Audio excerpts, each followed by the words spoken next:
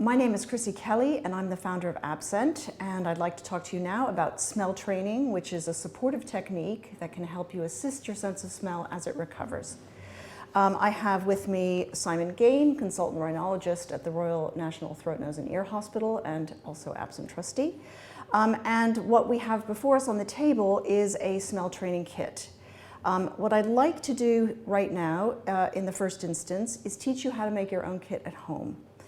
And I'll tell you a little bit about why the kit is designed the way it is, and that will help you understand why it's good to use jars when you smell train rather than smelling straight from the essential oil bottles. So to make your own kit, what you need to do is go onto Amazon or eBay and order 4 little jars like this.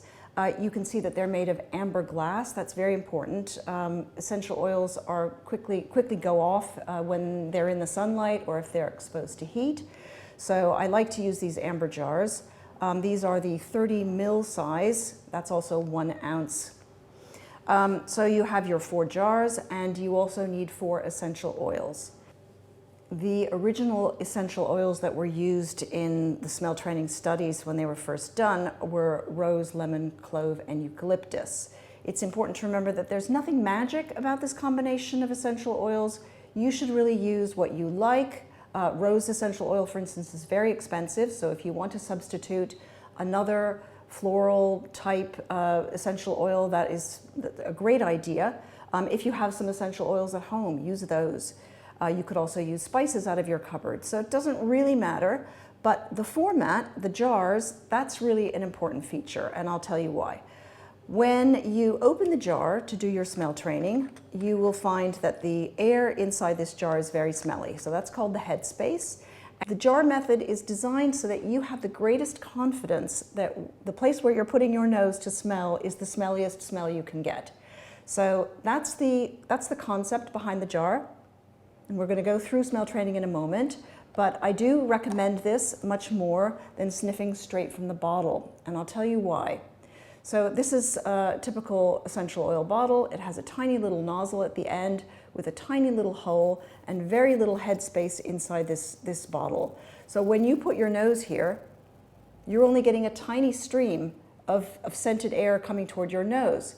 Now, to a person with a normal sense of smell, that smells perfectly fine. They can smell it.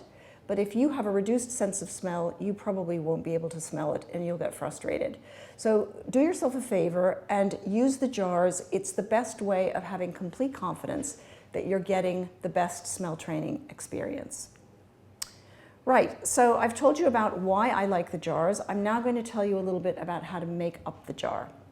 So what you need to do is get yourself some blotting paper of some kind. So I use watercolor paper, which I just get from the stationery shop, newsagent, and I cut myself a round circle that will fit in the jar. I have a hole punch because I make so many of them, but for you, it's perfectly fine. Cut it out with a pair of scissors, drop that into the jar, and then take your essential oil, and what you want to do is put on enough drops to saturate the little pad, so anywhere from 4 to 8 drops, depending. Some essential oils are really liquid. Some essential oils are much thicker. You'll experiment, and if you put in a few more drops than you need, no harm done.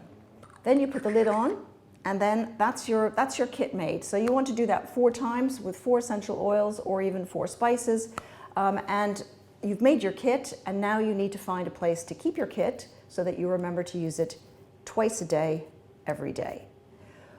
When you finished making up your kits, put the essential oils in the fridge. It's dark in there, it's cool, and your essential oils will stay fresh longer.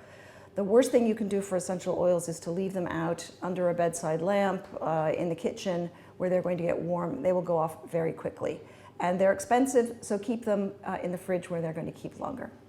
So one more thing about maintaining your smell training kit, and that is that if after a couple of months, so I usually say after 4 months, if you've looked after your kit well, you might want to add some more drops of essential oil. So all you do is just open the jar, put in some more drops, and you're done. You're topped up for the next couple of months. You can also take the little paper discs out, wash them, and start over again fresh. But if you're going to do that, just remember not to mix the essential oils. So if you've got eucalyptus in this jar, don't wash it out and put rose in, because you'll get a mixture of smells, because the odor gets trapped into the lid. So you don't want to do that.